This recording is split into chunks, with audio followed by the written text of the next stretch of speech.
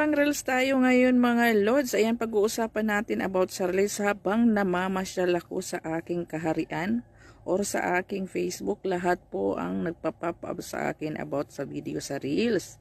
Ayun nga po, yung mga video sa reels is about tutorial. Ayan po, tutorial. It means mga tutorial tungkol sa pagre-reel sa Facebook, paggagawa ng video.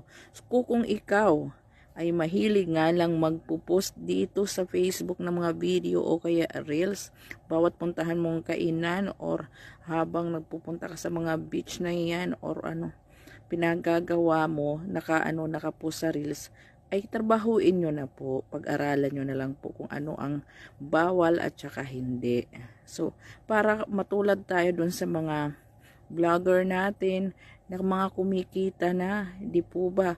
Kisa naman atupagin natin ang pagpupos ng mga problema natin